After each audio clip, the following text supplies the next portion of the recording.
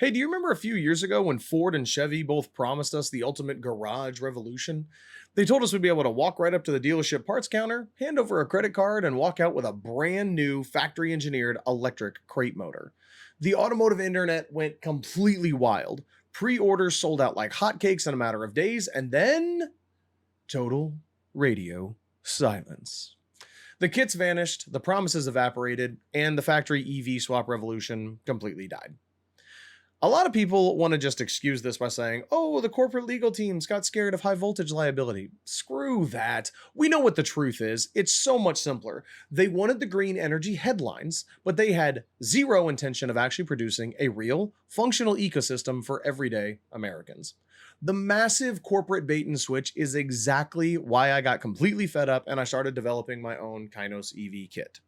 I'm building a framework using accessible, off-the-shelf parts, no proprietary corporate lockdowns, no encrypted black boxes. I'm designing it so that even if I mysteriously disappear or die suspiciously tomorrow, anybody can look at the blueprint, buy the exact same parts online, and do their own swap.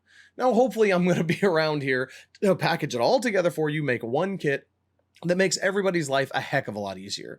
So let's unmask the real SEMA scam behind the Chevy eCrate and the Ford Eluminator. First, let's look at the timeline. In late 2021, Ford Performance dropped the Eluminator motor for just under $4,000. It was an absolute frenzy. The pre-orders sold out completely in just 3 days. Ford got exactly what they wanted, millions of dollars in free PR and massive headlines painting them as the leaders of the new electric hot rod era. But it was a complete illusion. When those eager buyers finally got their big wooden shipping crates, they realized they had been sold half of a powertrain. Yeah, you got the bare traction motor and a couple of basic wiring harnesses. You didn't get the inverter, the throttle pedal, the cooling pumps, a battery solution, nothing.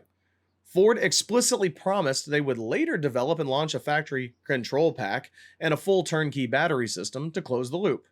Shocker, they never delivered. They took the money, they kept a good press, they left hundreds of builders holding a $3,000 aluminum paperweight that they couldn't even spin without relying on open source hackers to trick the motor into turning on.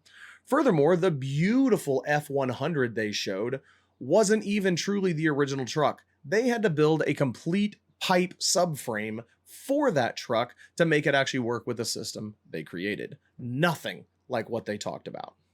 Now, let's move on to Chevy. Chevrolet created the eCrate program, and it was an even bigger ghost.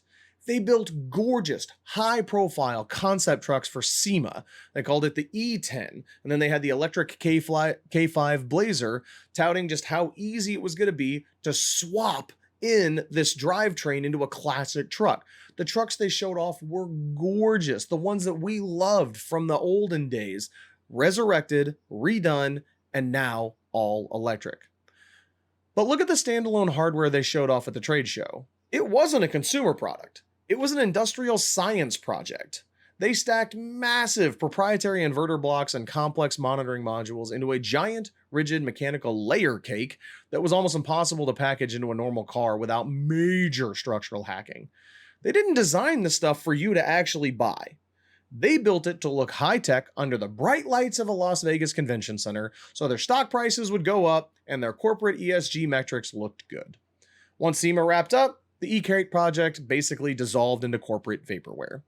They never had any intention of supporting the American DIYer. The big automakers walked away because they realized they couldn't completely lock you into their ecosystem. They couldn't force you into their dealerships or control how you modify your own property. They don't want you building things that last.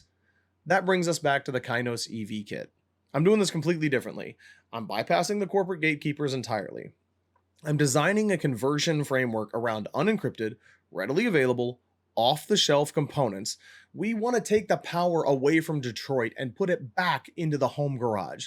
No fake pre-order wait lists, no missing control packs, and definitely no corporate vaporware. Even if the powers that be decide I'm making too much noise and something happens to me, the blueprint is still open. Anybody will be able to source these exact same parts and build a reliable, affordable EV swap. But as long as I'm breathing, I'm going to keep pushing to get these kits together so we can finally make EV swapping accessible to everybody. I know I've been talking about this a lot and I haven't shown you anything yet, but I'm absolutely working on it.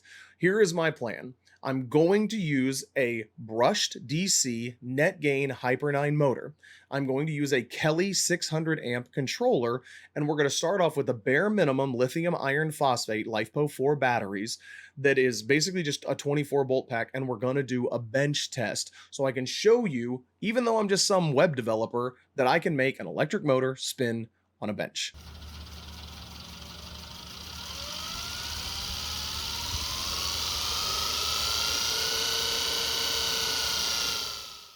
Stay tuned. I'm going to share all of this stuff so that you'll be able to follow along with me. I also have to get the shop ready so I can actually start working on Kainos EV headquarters. Stay tuned for that as well. If you haven't already, please like, subscribe, leave a comment to help us out with the algorithm. You don't need to do anything else right now other than just help promote this channel so that I can get the traction I need to tell as many people about this as possible and help you out and help me out and stop those freaking phone calls where the mechanic calls you up and says it's going to be $1,000 bill or a $5,000 bill. I want to end that with electrical EV conversions, and I want to help people, especially in transportation poverty.